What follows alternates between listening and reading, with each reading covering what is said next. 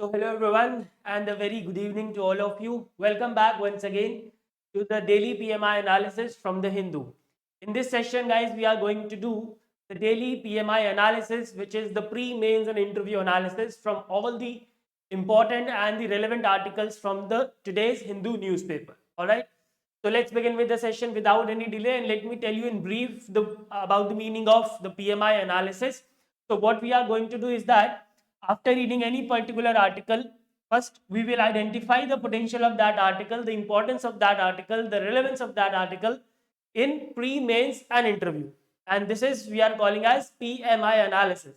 And after identifying its importance or the potential, we will try to connect that article, the things mentioned in that article, with the syllabus of UPSC examination. And then we will frame one, two, or three questions based on that article, which we can expect in our examination. Alright, you cannot expect कि आपने कोई article पढ़ा और उसमें से directly exam में question आ गया, ऐसा नहीं हो सकता, ठीक है, और ऐसा जनरली होता ही नहीं है। एंड फिर बाद में स्टूडेंट्स कंप्लेंट करते हैं कि यार हिंदू में से तो कुछ आया नहीं। बहुत कुछ आता है हिंदू में से, न्यूज़पेपर में से, या हिंदू में से किसी दूसरे न्यूज़पेपर में से ही आता है, बट द थिंग इज हम उसे पहचान नहीं पाते। सो उन्हीं चीज़ों को पहचानने के लिए these sessions are being conducted just for you. Alright, so let's move ahead to the very first article for today, and today also we are starting from the editorial itself. Editorial के दो important articles हैं आज और बहुत ही ज़्यादा important है। So let's talk about the very first article. This article talks about the unemployment in India, the era of an unemployed India. इस article में शुरुआत हुई थी जो रेलवे का एनटीपीसी का एग्जाम से रिलेटेड अभी जो इशू चल रहा था, आई होप आप सबको पता होगा। अगर नहीं पता है तो मैं बता देता हूँ। रेलवे का एनटीपीसी का एक एग्जाम था जिसमें कि फेज 1 के एग्जाम के बाद कुछ डिस्क्रिपेंसीज आई थी, और उसके बाद 4-5 2-3 साल के बाद वो एग्जाम हुआ था आफ्टर द नोटिफिकेशन, और उसके बाद भी चीज़ें फ्लुएंटली और स्मूथली नहीं हो रही थी, ठीक है, जिसकी वजह से ये इशू हुआ था रेलवे के एनटीपीसी एग्जाम से related. However that is not important for our exam, for UPSC exam. तो उसी से रिलेटेड ये आर्टिकल है, एंड उसके बाद इसमें बताया गया है कि what are the issues related to unemployment in the country. Alright, so let's talk about the what are the issues related to the unemployment. So this article says that in the financial year 2018 itself, in the financial year 2018, the National Sample Survey Office, which is now just the National Statistical Office, reported a 6.1% unemployment rate in the country, which was the worst in over 4 decades. पिछले 4 decades में वो जो कि सबसे ज्यादा worst था। Pandemic से पहले ही ये डिक्लेयर हो गया था कि अनएम्प्लॉयमेंट रेट इंडिया में बहुत ज्यादा है। तो the government can not say that due to pandemic we have a huge unemployment rate in the country, because उससे पहले ही जो उनका खुद का गवर्नमेंट की एजेंसी है उन्होंने बता दिया था कि जो अनएम्प्लॉयमेंट रेट है इंडिया में 4 डिकेड में सबसे ज्यादा हाई है, that is 6.1%।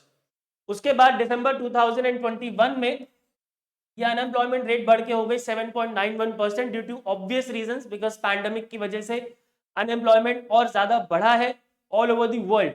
After that the recent estimate in the month of January 2022, it was estimated that unemployment rate in the country stands at 6.57%, which is again a very huge percentage. 6.57 unemployment rate हमारे देश में as on January 2022. So these are the three very important data related to the unemployment in the country. Another issue which this article talks about is the influx of overqualified youth aspiring for middle and lower rank government jobs. तो आप सबने देखा होगा कि PN की, barber की, gardener की या चपरासी की नौकरी के लिए जो डॉक्टरेट कैंडिडेट्स हैं या जो पोस्ट ग्रेजुएट कैंडिडेट्स हैं वो भी फॉर्म भर रहे हैं। तो इसके पीछे क्या रीजन हो सकता है? इसके पीछे ये रीजन है कि जो पोस्ट ग्रेजुएट स्टूडेंट है या जो डॉक्टरेट स्टूडेंट है उसके फील्ड में उसके पास नौकरी नहीं है, and that's why he is trying to get a livelihood through such lower rank jobs. ठीक है, जो इतनी नीचे पे स्केल वाली जॉब है, या यूं कहो अगर एक पर्सन कोई डॉक्टरेट है तो ऑफ कोर्स ही is over qualified to become a peon. Alright, और इसका एग्जांपल भी इसमें मेंशन है that in the month of September 2021 for 42 post of cook, gardener and peon there were 18,000 application in the Himachal Pradesh secretariat, and जिसमें से बहुत सारे लोग डॉक्टरेट्स थे और पोस्ट ग्रेजुएटेड थे। And this is not the one example, there are various example of this. जो मैं आईआरबी एनटीपीसी की एग्जामिनेशन की बात कर रहा हूँ उसमें भी देखा गया था कि जो ग्रुप डी की जॉब्स थी उसके लिए भी बहुत सारे applications were from the doctorates or the postgraduate student, and there were various candidates who were from the IITs also. तो इसके पीछे जो बहुत सारे रीजंस हैं वो यही इसमें डिस्कस किए गए हैं कि क्योंकि सेक्टर स्पेसिफिक जॉब्स की कमी है हमारे देश में, जिसकी वजह से जो ये स्पेशलाइज्ड कैंडिडेट्स हैं उनको इन जॉब्स की तरफ बढ़ना पड़ता है, ऐसा मेंशन किया गया इस आर्टिकल में. However I don't believe so कि इतनी ज़्यादा प्रॉब्लम्स हैं सेक्टर स्पेसिफिक की ये लोग पीएन की नौकरी करने पे मजबूर हो रहे हैं. I don't think so, because इतना तो हमारे देश में है अभी भी. आई एग्री दैट अनएम्प्लॉयमेंट है बहुत ज़्यादा, but at the same time फिर भी लोग काम कर रहे हैं, कैसे ना करके चीज़ें आगे बढ़ रही है. Right, moving ahead to the what is the way forward. क्या तरीके हैं. नाउ मैंने पहले भी बताया था, you are not here to identify the problems, you are here to identify the problems and then provide a solution to it also. ठीक है. So what is the way forward? We can have a national employment policy जिसके अंदर हम detail में employment की policy लेके आए, that एक साल में हम कितनी नौकरी देंगे, कौन से सेक्टर में देंगे, कौन से सेक्टर को डेवलप करने की जरूरत है जिससे कि नौकरियां बहुत ज्यादा बढ़ेंगी देश में, कौन से सेक्टर में हम ओवर एम्फेसिस कर रहे हैं जहाँ पे नौकरी उतनी नहीं बन पा रही है जितनी बननी चाहिए. इस तरीके की सारी चीजें होनी चाहिए in the detailed national employment policy. Then we should focus on the skill development. Government is also doing that, already doing that through Pradhan Mantri Kaushal Vikas Yojana. Alright, sector specific intervention is required. ठीक है, जैसे कि specialise, जिससे कि जो specialised लोग हैं in their area उनको उनके फील्ड में ही नौकरी मिल सके. Then quality higher education is required. Labor intensive industry is required because a person जो कि हाईली एजुकेटेड नहीं है तो उसको भी तो नौकरी चाहिए कि नहीं चाहिए. ऐसा थोड़ी है कि सिर्फ पढ़े लिखो कोई नौकरी मिलेगी देश में. जो पढ़ा लिखा नहीं है ड्यू टू एनी रीजन, ठीक है, अगर मान लो कोई पर्सन नहीं पढ़ लिख पाया तो उसको भी तो नौकरी चाहिए. तो for those kind of people labour intensive industries are required in the country and there is a need of strengthening of digital ecosystem, ताकि जो हमारे देश के स्टार्टअप है उनको बूस्ट मिल सके. However government is doing that. इन सभी एरिया में ऑलमोस्ट गवर्नमेंट काम कर रही है, बट ऑफ कोर्स चीजों को बदलने में टाइम लगता है और लगता आया है. ऑलराइट, तो what government is doing by the way, क्या क्या रीसेंट इनिशिएटिव्स हैं. So smile scheme, I hope आप सबने इसका नाम सुना होगा. Smile scheme was launched for transgenders and beggars, ताकि उनको लाइवलीहुड अपॉर्चुनिटीज दी जा सके. This was launched by ministry of social justice and empowerment. Then we have PM Daksh Yojana. उसके बाद मनरेगा, जो कि हमने सबने नाम सुना है, रूरल एम्प्लॉयमेंट गारंटी स्कीम है. प्रधानमंत्री Kaushal Vikas Yojana which is for development of skill of the unemployed people. Startup India scheme to give a boost to the startups in the country. Make in India scheme to give a boost to the manufacturing sector in the country. And of course the PLI schemes in 13 sectors where government is providing incentives on manufacturing. So government is doing a lot, but yes, it takes time. जो बड़े changes है उसमें time लगता है. तो definitely बहुत जल्द आने वाले 3-4-5 सालों में आई बिलीव दैट अनएम्प्लॉयमेंट का जो इशू है वो इंडिया में रिजॉल्व हो जाएगा. ठीक है. So this was all mention in this article. I hope this is clear. Now देखो, ये जो recent initiative by the government way forward, ये इस तरीके की चीजें आर्टिकल में ऑफ कोर्स मेंशन नहीं होती हैं. ये मैं आपके लिए अलग से लेके आता हूँ, क्योंकि आपको एग्जाम में सिर्फ प्रॉब्लम्स नहीं बतानी है, मैंने पहले भी बताया है, आपको सोल्यूशन भी देना है. तो सोल्यूशन भी आपको यहीं पे मिल जाएगा. Don't worry about that. And now let's do the most important part for any article, that is the PMI analysis. So this article is important for all the 3 stages of the exam: pre, mains and interview. Number 1, talking about pre. So consider the following statements with respect to unemployment in India and you have to identify the correct or incorrect statement. So in this case, unemployment से related कोई भी 3-4 statement हो सकते हैं. Like for example, जो अभी हमने data पढ़ा वो भी हो सकता है, या इसके अलावा अलग अलग एम्प्लॉयमेंट टाइप की जो डेफिनेशंस होती हैं, like frictional employment, disguised employment, इस तरीके की चीजें भी हो सकती हैं. Alright, and you would have to identify the correct और incorrect statement. Then talking about mains, so it is of utmost important in the GS2 social issues part. GS2 से रिलेटेड है ये सोशल इश्यूज में, and question can be like this: despite enormous government's efforts towards bringing down the unemployment, the issue still persists. Comment. अब यहाँ पे देखो, ये जो क्वेश्चन है थोड़ा नेगेटिव साइड ओरिएंटेड है, कि गवर्नमेंट की इतनी मेहनत करने के बाद भी जो चीजें हैं वो रिजॉल्व नहीं हो रही हैं. इसके पीछे क्या रीजन है और इस पे आपको कमेंट करना है. नाउ इन सच क्वेश्चंस आपको गवर्नमेंट को क्रिटिसाइज तो करना है, दैट इज फाइन कि यस अभी भी अनएम्प्लॉयमेंट का इशू हमारे देश में है, लेकिन अगेन आपको सोल्यूशन भी देना है। सिर्फ क्रिटिसाइज करके मत आ जाना, गड़बड़ हो जाएगी, नंबर कट जाएंगे। ऑलराइट, तो यू कैन स्टार्ट। अब देखो इसमें कीवर्ड्स क्या क्या है कि गवर्नमेंट क्या एफर्ट कर रही है towards bringing down the unemployment, लेकिन इशू तब भी है। तो इशू क्या है आप वहां से शुरू कर सकते हो, इशू आप बता सकते हो। उसके बाद गवर्नमेंट ने क्या क्या एफर्ट्स लिए हैं वो ले सकते हो, और उसके अलावा क्या एफर्ट लिए जाने चाहिए टू टैकल दिस सिचुएशन वो आप लास्ट में मेंशन कर सकते हो in finally the conclusion. Alright, so this is how you can attempt this question. Now interview में same question can be asked, what are the reasons that unemployment is increasing day by day, what government is doing। तो इस तरीके के question कभी कभी grill करने के लिए दिए जाते हैं कि आपका जो आउटलुक है उसको चेक करने के लिए कि वो पॉजिटिव है या फिर ये कैंडिडेट सिर्फ जॉब को ज्वाइन करने के बाद रोता ही रह जाएगा और कुछ अपना पॉजिटिव नहीं दे पाएगा। Right, so such questions can be asked in your interview. So this is the PMI analysis of this article. Now let's move ahead to another article. This is again very important and ये थोड़ा सा एक नया outlook देता है। Poverty rose but income inequality fell। अब देखो इस आर्टिकल के में मेंशन किया गया है that according to a recent study, एक recent study के हिसाब से पैंडमिक की वजह से गरीबी तो बढ़ी है, poverty rose, but income inequality जो है वो कम हो गई है। ठीक है, इसमें ये बताया गया है कि गरीबी तो देखो बढ़ी है, उसमें कोई डाउट नहीं है, लेकिन जो इनकम इनइक्वालिटी थी between the top 25% and the bottom 25%, उनके बीच में जो इनकम गैप था, जो इनइक्वालिटी था, वो कम हुआ है। ठीक है, तो let's talk about this article कि क्या क्या चीजें इसके अंदर मेंशन है। तो it was expected as always that poor will bear the brunt of the pain of the pandemic because they are the most vulnerable without contractual protection and adequate safety nets। जो poor लोग होते हैं उनके पास किसी भी तरीके का कोई सेफ्टी नेट नहीं होता जिससे कि वो इस तरीके के सिचुएशन का सामना कर सके। ऑलराइट, तो अगेन इसीलिए एक्सपेक्ट किया गया था कि सबसे ज्यादा जो प्राइस पे करना पड़ेगा ऑफ द पैंडेमिक वो किसको करना पड़ेगा, पुअर को करना पड़ेगा। बट ऐसा नहीं हुआ, ऐसा नहीं हुआ। There are signs that this pandemic has not followed that script. In fact, poverty certainly rose during the COVID-19 pandemic. However, income inequality actually fell. जो income inequality है वो कम हुई है।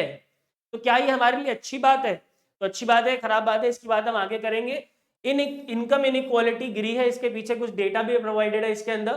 Let's talk about that.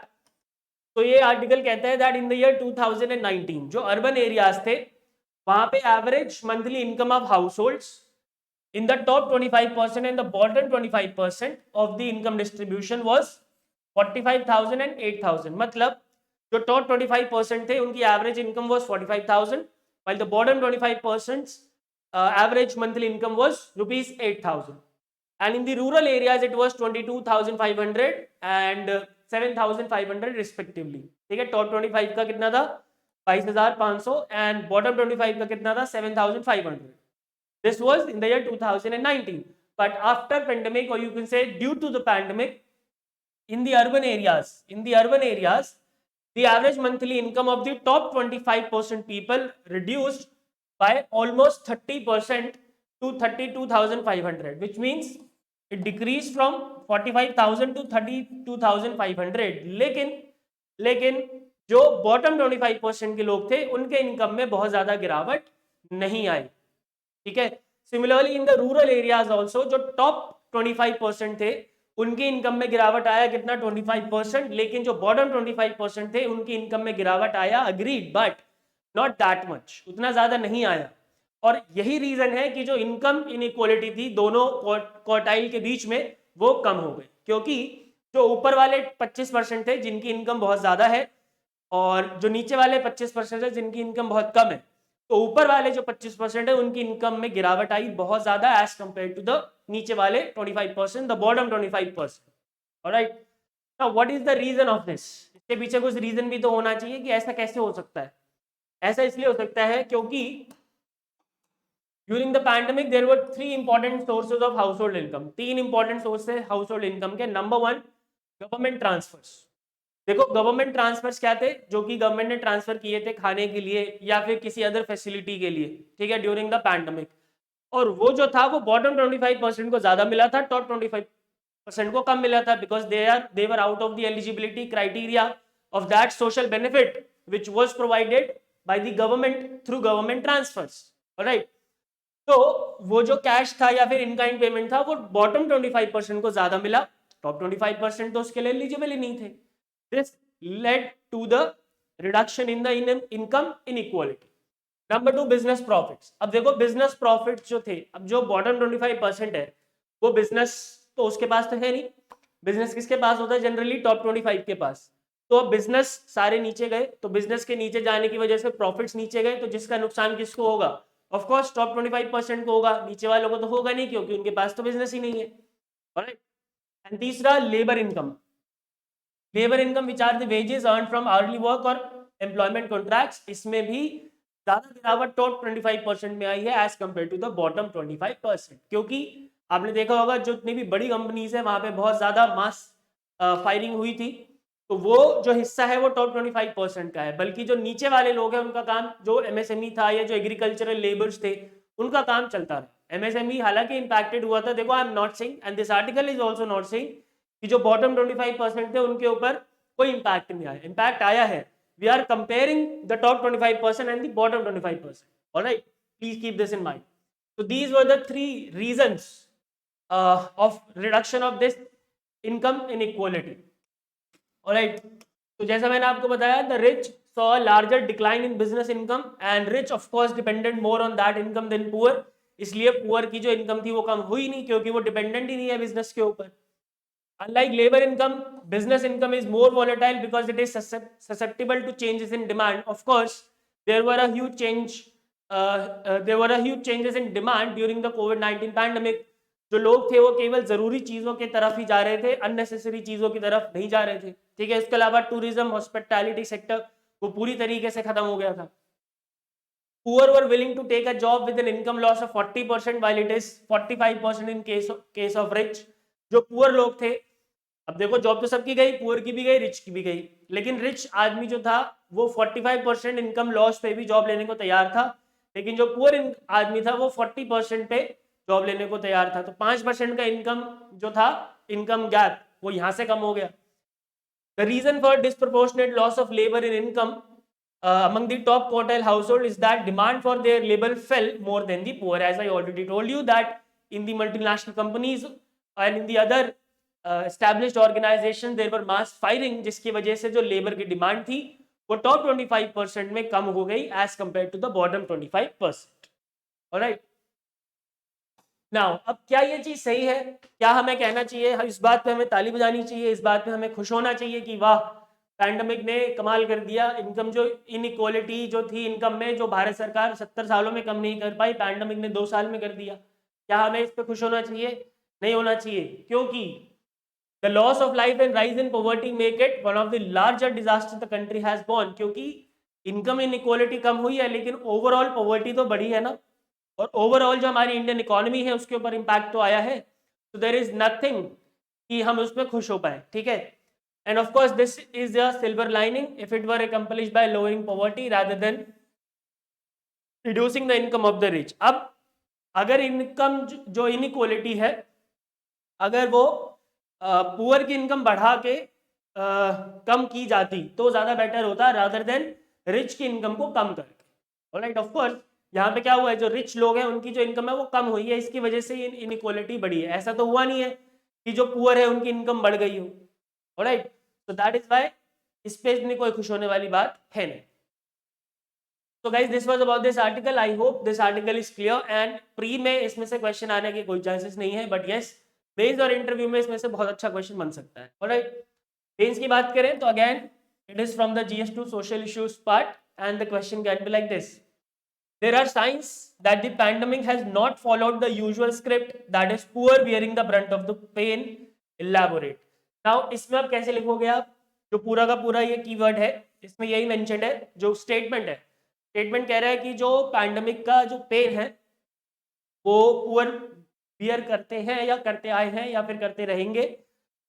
तो लेकिन इस बार का जो पैंडेमिक था उसने ये यूजुअल स्क्रिप्ट फॉलो नहीं किया, तो आपको क्या करना है, इलैबोरेट करना है। तो अब आपको यहाँ पे शुरुआत करना है कि हाँ ठीक है हम मानते हैं कि पैंडेमिक ने जो इनकम इनइक्वालिटी है उसको कम किया है, और पूरा का पूरा बर्डन सिर्फ पुअर पे नहीं गया है, रिच पे भी गया है, बिकॉज जो बड़े बड़े मैन्युफैक्चरिंग इंडस्ट्रीज थे, जो बड़े बड़े एस्टैब्लिशमेंट्स थे, उनके ऊपर भी डेंट आया है बिकॉज ऑफ पैंडेमिक। अग्रीड। लेकिन एट द सेम टाइम ये बात कोई अच्छी नहीं है, क्योंकि ओवरऑल जो पॉवर्टी है वो कम हुई है, ओवरऑल जो पॉवर्टी है वो बढ़ी है, एंड हमारा जो ओवरऑल इंडियन इकोनॉमी है उसके ऊपर इम्पैक्ट आया है। ठीक है, तो इस तरीके से आप इस आंसर को लिख सकते हो। Talking about interview, so do you think that the declining inequality income during pandemic is a good sign for the economy? क्या ये गुड साइन है इकोनॉमी के लिए? तो अगेन जैसे कि हमने पढ़ा अभी अभी रिसेंटली कि नहीं, ये इंडियन इकोनॉमी के लिए गुड साइन नहीं है। क्यों नहीं है? क्योंकि ये जो इनकम इनइक्वालिटी कम हुई है, ये क्यों हुई है? क्योंकि रिच की इनकम कम हुई है रादर देन पुअर की इनकम बढ़ने से। अगर पुअर की इनकम बढ़ती, तो अगर ये इनकम इनइक्वालिटी कम हुआ था, तो हम ये कह सकते थे कि yes it is a good sign for economy, but not in this case, because यहाँ पे क्या हुआ है? उल्टा हुआ है। जो रिच लोग हैं, जो टॉप 25% है, उनकी इनकम कम हुई। Right, so this was the PMI analysis. Now let's talk about the another article, which is about US European Union LNG deal, liquefied natural gas. US cuts a deal with UAE vis-a-vis LNG. ठीक है, तो बात करते हैं क्या क्या mention है इस आर्टिकल में। बेसिकली मैं छोटा सा बता देता हूँ जिस्ट में। इस आर्टिकल में मेंशनड है कि देखो, जो यूरोपियन यूनियन की डिपेंडेंसी है over Russia for the energy needs, जो कि अराउंड 40% है, ये हमने पहले भी आर्टिकल में डिस्कस किया था। ठीक है, अब क्योंकि रशिया के ऊपर बहुत सारे सैंक्शंस लग चुके हैं और रशिया से सामान मंगाना is now very much costly, जिसकी वजह से जो यूरोपियन यूनियन है, जो यूरोप है पूरा, उसको जो वो गैसेज हैं वो बहुत ज़्यादा महंगी पड़ रही हैं, और इस समय रशिया ढंग से एक्सपोर्ट भी नहीं कर पा रहा है। ठीक है ना, तो इस और क्योंकि रशिया के ऊपर बहुत ज़्यादा डिपेंडेंसी है, तो इसका कोई ना कोई तो सोल्यूशन ढूंढना पड़ेगा, और इसके लिए यूएस और यूरोपियन यूनियन के बीच में एक एग्रीमेंट हुआ है, जिसके under US will supply LNG to the European countries. ठीक है, so now let's go into the details. Under the US European Union LNG deal, the United States will supply 15 billion cubic meters of LNG to the European Union this year, and by the year 2030 the supply will touch 50 BCM. All right, this is expected to reduce Europe's dependence on Russian energy exports and thus neutralize the Russia's influence on Europe. Gas prices in जो Europe थे वो already rise हो गए थे before the Russian invasion on Ukraine. ठीक है, and a drop in supplies from Russia could make the situation even worse. देखो, जो हुआ ये था, बेसिकली जो पूरा आइडिया ये है कि यूरोप में गैस की जो सप्लाई थी वो ऑलरेडी बहुत ज्यादा महंगी हो गई थी, even before the invasion of Russia into the Ukraine. और अभी क्यों जब इन्वेजन हो गया है, जिसकी वजह से रशिया ढंग से एक्सपोर्ट नहीं कर पा रहा है, तो गैस के जो प्राइसेस हैं वो यूरोपियन कंट्रीज में और ज्यादा बढ़ सकते हैं, राइट, जिसकी वजह से ये डील की गई है। And this has left the European union vulnerable so much that the West hasn't imposed sanctions on European Union's energy imports from Russia. अब देखो, आप सबको पता होगा, हमने पहले भी पढ़ा था कि क्योंकि 40% of the energy needs European union की या यूरोपियन कंट्रीज की रशिया से पूरी होती है, जिसकी वजह से यूरोपियन यूनियन के ऊपर कोई भी सैंक्शन नहीं लगाया है उनके इंपोर्ट के ऊपर जो रशिया से करते हैं। मतलब वो रशिया से इंपोर्ट कर सकते हैं, लेकिन तब भी रशिया अभी उतने काबिल नहीं है, Russia is not that able to do that much amount of export of gases to the European Union. इसकी वजह से यूरोपियन यूनियन में जो गैस के प्राइसेस हैं, यूरोपियन कंट्रीज में जो गैस के प्राइसेस हैं, वो बहुत ज्यादा महंगे हो चुके हैं। Alright, and to solve this problem, ये यूएस ईयू डील साइन हुई है, जिसके अंदर यूएस सप्लाई करेगा the liquefied natural gas. In 2006 and 2009, Russia significantly increased the price of gas to Ukraine to punish the country's pro-Western government. देखो, अब एक और यहाँ पे जो पेज है वो फंसा हुआ है, मैं आपको बता देता हूँ क्या पेज है। देखो, 2006 और 9 में रशिया ने क्या करा, प्राइस बढ़ा दिए, किसके? Price of gas to Ukraine to punish the countries pro western governments. जो यूक्रेन है वो प्रो वेस्टर्न हो रहा था, जिसकी वजह से रशिया ने क्या कर, यूक्रेन में गैस के प्राइस बढ़ा दिए। अब इससे यूरोप पे क्या फर्क पड़ना चाहिए? फर्क पड़ेगा, मैं बताता हूँ। क्योंकि जो रशिया की गैस सप्लाईज है यूरोप में, वो पास होती है कहाँ से? यूक्रेन से। ठीक है, रशिया में जो गैस सप्लाईज है वो जब यूरोप जाती हैं तो वो कहाँ से? यूक्रेन के थ्रू होते हुए जाती हैं, and this cause disruption in energy supplies to Europe. क्योंकि अगर ये रशिया है, ये यूक्रेन है, ये यूरोप है। गैस पाइपलाइन ऐसे जाएगी और यूक्रेन में जो गैस प्राइसेस है अगर वो महंगे हो गए हैं तो यूरोप में भी तो महंगे होंगे। Alright, and to solve this problem the European Union came up with the North Stream 2 pipeline project. देखो जो अभी जो सप्लाई हो रही है वो हो रही है नॉर्थ स्ट्रीम पाइप 1 से, ठीक है, जिसके अंदर जो गैस की सप्लाई है वो यूक्रेन के थ्रू आती है। लेकिन यूरोपियन यूनियन ने 2015 में डिसाइड किया कि okay we are going to establish a North Stream 2 pipeline project, ताकि हम यूक्रेन को बाईपास कर सके, ठीक है ना, to ensure direct supply of gas from Russia thus bypassing Ukraine, जिससे कि अगर यूक्रेन के ऊपर रशिया कोई सैंक्शन लगा भी देता है उसका इम्पैक्ट यूरोपियन कंट्रीज के ऊपर ना, ठीक है। Now what is this Nord Stream 2 pipeline? Let's talk about this. So remember it is a 1200 kilometer pipeline that runs from Ust-Luga in Russia to Greifswald in Germany through the Baltic Sea, ठीक है। ये बहुत important point है, याद रखना। और इसमें सी का नाम याद रखना, बैल्टिक सी, ज्योग्राफी में पूछ लेंगे ये कि कौन से सी के थ्रू नॉर्थ स्ट्रीम 2 पाइपलाइन पास होती है और कौन से दो पॉइंट्स को कनेक्ट करती है, रशिया को जर्मनी से, and the locations are there. और सी का नाम क्या है, Baltic sea. Alright, it will carry 55 billion cubic meters of gas every year. It was decided to build in the year 2015. I already told you this. And Nord Stream 1 system is already completed, and together with this second pipeline, it will supply 110 billion cubic meter of gas a year to Germany. ठीक है, तो you can see कि जो Russia की supplies है gas की European countries में कितनी ज्यादा है, और अगर रशिया का हाथ हट गया with respect to the export of gas तो यूरोपियन कंट्रीज में गैस की बहुत ज्यादा क्राइसिस आ जाएगी। ऑलराइट, अब जो यूरोपियन यूनियन और यूएस की डील हुई है, क्या ये काफी है to reduce the dependency of Europe countries on Russia for their gas needs? क्या ये काफी होगा? नहीं होगा, मैं बताता हूँ क्यों। Because Russia supplied over 150 BCM of gas to the European Union last year, and जो एग्रीमेंट हुआ है उसमें केवल इस साल 15 BCM गैस देगा यूएसए यूरोप को, यूरोपियन यूनियन को। तो कहाँ 150 और कहाँ 15, ठीक है, तो 10 टाइम्स का डिफरेंस है दोनों के बीच में। इसके अलावा there are also logistical and production cost involve. Russia से गैस मंगाना उनको सस्ता पड़ता है एज कम्पेयर टू यूएसए से, जब वो मंगाएंगे तो महंगा पड़ेगा। And number 3, the European Union or the European countries would have to invest in building the additional LNG terminals if they want to import gas from the United States of America. तो ये सारी चीजें भी क्या होंगी, additional cost होगी European countries के लिए, तो ऑफ कोर्स उनके वहां पे गैस और ज्यादा महंगी होंगी। तो बहुत ही मुश्किल है कि रशिया के ऊपर डिपेंडेंसी को कम किया जा सके, बट यस अगर और भी कंट्रीज मिलके यूरोप कंट्रीज को गैस की सप्लाई करेंगे तो यस इट इज पॉसिबल कि ऐसा हो सकता है, बट अभी के लिए it is not possible. Alright, so I hope this article is clear, and now let's talk about the PMI analysis. Let's do the PMI analysis of this article. For prelims it is not important because pre में IR से question बहुत कम होते हैं। Talking about mains, तो GS2 IR as we all know, very easy to connect this article with your syllabus. And the question can be like this: will the US-EU LNG deal end the dependency of Europe on Russia for its energy needs? क्या वो खत्म कर देगा? अब देखो जब इस type का कोई क्वेश्चन आएगा तो आपको पहले जो ये US-EU LNG डील है उसके बारे में बताना है, ये आपने बता दिया।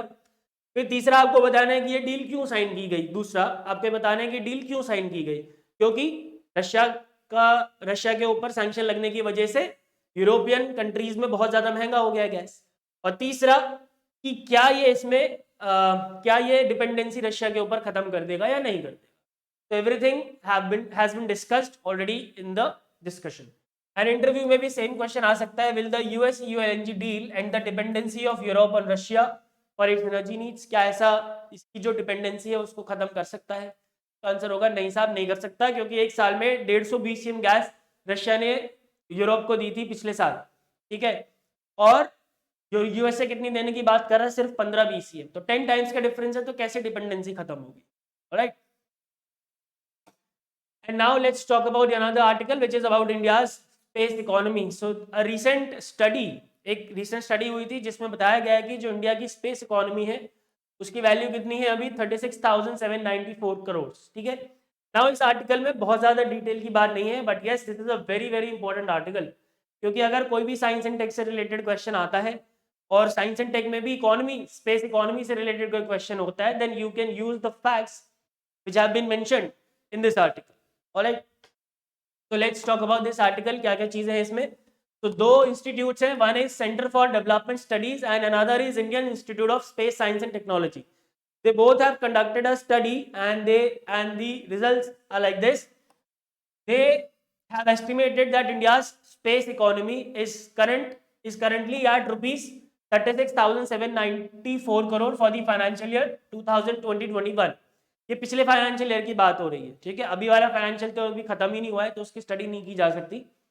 तो for the previous financial year the space economy is valued at 36,794 crore. ठीक है, वैल्यू नहीं भी याद होती एग्जैक्टली तो ऐसे लिख सकते हो more than 36,000 crore, more than 36,000 crore लिख सकते हो। ठीक है, and talking about as the percentage of GDP, so India space economy accounts for only 0.23% of GDP.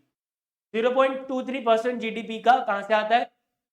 India की स्पेस इकोनॉमी से आता है, स्पेस सेक्टर से आता है। एंड आउटले में कमी आई थी बिल्कुल, जो बजट आउटले 2020-21 का था that was 9,500 crore, shrinking from 13,000 crore in the previous fiscal. जो उसका प्रीवियस वाला फिस्कल था यानी कि 2019-20, उससे लगभग 4,000 करोड़ की कमी आई थी। ठीक है, and finally in relation to GDP India spending is more than that of China, Germany, Italy and Japan, but less than that of USA and Russia.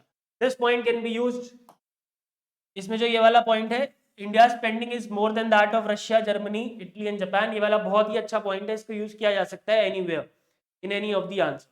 Alright, तो इस आर्टिकल से हम क्या जस्ट निकाले? पहली बात तो ये है कि इंडिया की जो स्पेस इकोनॉमी, इंडिया के स्पेस सेक्टर के टुवर्ड्स गवर्नमेंट का जो कंट्रीब्यूशन है, जो बजटरी आउटलेट है, वो थोड़ा सा कम हुआ है, number one. Number two, 36,700 crore के आसपास का स्पेस इकोनॉमी की वैल्यूएशन है in the previous financial year, number two. Number three, जो इंडिया की स्पेस इकोनॉमी है that accounts for 0.23% of GDP. तो ये तीन बातें भी अगर आपने किसी मेंस के आंसर में लिख दी जो कि स्पेस सेक्टर से रिलेट करता है, पूरे नंबर आएंगे भाई, बहुत है। और चौथी बात ये कि इंडिया की जो स्पेंडिंग है वो चाइना, जर्मनी, इटली और जापान से ज्यादा है। ठीक है, in the terms of percentage of GDP. Right, so this was about this article, and now let's do the PMI analysis. Consider the following statements with respect to space economy of India and you would have to identify the correct or incorrect statement. तो देखो इसमें statement कैसे हो सकता है? Again भाई, in financial year 2020-21 India's the value of India space economy was 36,794 crores. So this would be the correct statement. India's space economy accounts for 0.30% of GDP. So is that so? No, because it is 0.23%. तो इस तरीके के statements आपके exam में हो सकते हैं। Now talking about mains, तो GS3 science and technology as you all know, और बहुत ही डायरेक्टली करेक्ट होता है, इसमें ज्यादा दिमाग लगाने की आई डोंट थिंक की जरूरत पड़नी चाहिए।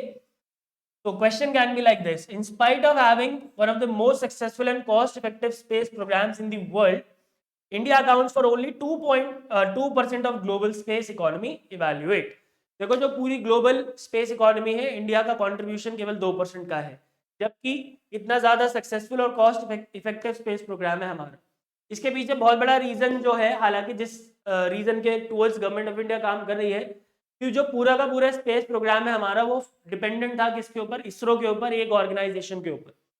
तो इस सेक्टर में प्राइवेटाइजेशन की बहुत ज्यादा जरूरत थी, जिसके ऊपर गवर्नमेंट अभी काम कर रही है, and definitely this major step will give a boost to the India's space sector.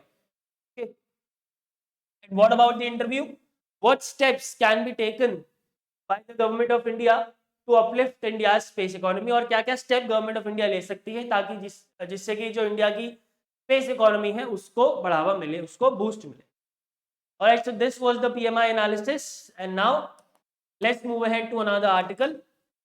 This is again very important article. States can identify minorities government. So देखो एक petition फाइल हुई थी सुप्रीम कोर्ट में कि भाई हिंदू जो लद्दाख में और जो नॉर्थ ईस्टर्न स्टेट्स हैं और जो कुछ स्टेट्स हैं, 9 स्टेट्स की यहाँ पे बात की गई थी, वहाँ पे हिंदुइज्म, बहाइज्म और जुडाइज्म ये माइनॉरिटी में है, लेकिन तब भी इनको माइनॉरिटी स्टेटस नहीं मिला हुआ है। क्यों नहीं मिला हुआ है? ठीक है, और इसमें सरकार की क्रिटिसिज्म की गई थी इस पिटीशन में कि जो सरकार है उसने अपने पास ही सारी पावर्स रखी हैं of deciding of giving the status of minorities. Minority का स्टेटस देने की पावर पूरी की पूरी सेंटर ने अपने पास रखी है, जबकि वो पावर स्टेट गवर्नमेंट को देनी चाहिए। ठीक है, तो उसी के रिस्पेक्ट में आर्टिकल है। हालांकि जो सेंट्रल गवर्नमेंट है उन्होंने अपने एफिडेविट में बताया कि नहीं देखो साहब, ऐसा है कि ये जो पावर है of giving status of minority to the communities, ये पावर जो है ये कॉन्करेंट पावर है स्टेट्स की भी और सेंटर की भी।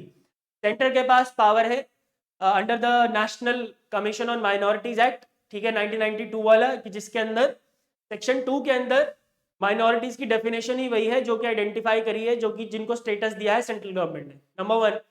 नंबर 2, जो स्टेट्स हैं उनके पास भी पावर है कि वो माइनॉरिटी स्टेटस दे सकते हैं, और इसका एग्जाम्पल इन्होंने दिया बहुत अच्छा कि ज्यूज को माइनॉरिटी स्टेटस महाराष्ट्र की गवर्नमेंट ने दिया था, सेंट्रल गवर्नमेंट ने नहीं दिया था। तो इसका मतलब ये है कि सेंट्रल गवर्नमेंट ने कोई भी नाजायज फायदा या कोई भी गलत तरीका नहीं अपनाया है of giving the status to the minority. State government भी डिसाइड कर सकती हैं the status of minorities to the various communities. Right, तो बात करते हैं इस आर्टिकल में, यही सारी चीजें मेंशन्ड है। A petition was filed that the followers of Judaism, Bahaism and Hinduism, who are the real minorities in these 9 states, cannot establish and administer educational institutions of their choice. ठीक है, however, the government's affidavit explained that parliament and state government have concurrent powers to enact law to provide the status of minorities to the community. ये central government ने बोला, और इसका example भी यहाँ पे इन्होंने दिया, महाराष्ट्र ने ज्यूज को नोटिफाई किया था। इसके अलावा parliament under section 2C, I hope आप सबको याद होगा ये, of the National Commission for Minorities Act of 1992 had notified 6 communities as the minorities: Muslim, Christian, Sikhs, Buddhist, Parsis and Jains. ठीक है, ये 6 कम्युनिटीज हमारे देश में माइनॉरिटीज में है। और इसके अलावा सेंट्रल गवर्नमेंट ने बोला है कि भाई देखो, स्टेट गवर्नमेंट भी माइनॉरिटीज आइडेंटिफाई कर सकती हैं, हमने इसमें किसी भी तरीके का कोई गड़बड़ नहीं किया हुआ। राइट, और एग्जाम्पल उन्होंने दिया। इसके अलावा तमिलनाडु के भी एग्जाम्पल्स हैं, तमिलनाडु में भी कई कम्युनिटीज ऐसी हैं जिनको तमिलनाडु गवर्नमेंट ने माइनॉरिटी का स्टेटस दिया है। Alright, and now let's to the PMI analysis. ये बहुत छोटा आर्टिकल था, लेकिन ये बहुत गहरा घाव करेगा अगर ये एग्जाम में आ गया तो, और आने के इसके बहुत ज्यादा चांसेस हैं। प्री में तो नेशनल कमीशन फॉर माइनॉरिटीज से क्वेश्चन आ सकता है। ठीक है, लक्ष्मीकांत में बड़ा सुंदर सा चैप्टर दे रखा है, आप पढ़ सकते हो।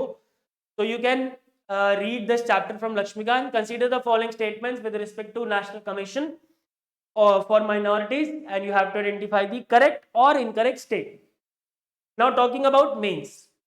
अगर हम मेंस की बात करें तो GS2 इंडियन पॉलिटी में इसका काफी ज्यादा इंपॉर्टेंस है, काफी ज्यादा रिलेवेंस है। And the question can be like this: the centre has reserve for itself the unbridled power to declare a community as a minority examine. अब यहाँ पे आपको इसी आर्टिकल में जो सारी चीजें हमने डिस्कस करी वही बतानी है, एग्जामिन करना है क्या ऐसा है सेंटर ने पूरी अपने पास पावर रखी हुई है of giving the status of minorities to the communities. क्या ऐसा सच में है? तो नहीं, बिल्कुल नहीं है, क्योंकि सेंट्रल गवर्नमेंट खुद कह रही है कि स्टेट्स आप करो, कोई दिक्कत नहीं है हम। राइट, इंटरव्यू में भी are state governments empowered to declare a community as a minority? Yes they are, क्योंकि अभी अभी जजमेंट में, अभी अभी एक एफिडेविट में सेंट्रल गवर्नमेंट ने बोला है कि हाँ जी कर सकते हैं। ऑलराइट, और इसके एग्जांपल्स भी आप दे सकते हो। महाराष्ट्र में ज्यूज वाला एग्जांपल बहुत अच्छा एग्जांपल है, ये भी याद रखना। Alright, so that was the PMI analysis, and that's it for the session today, guys. And if you want to have an all-round preparation, you can download this app from your Google Play Store.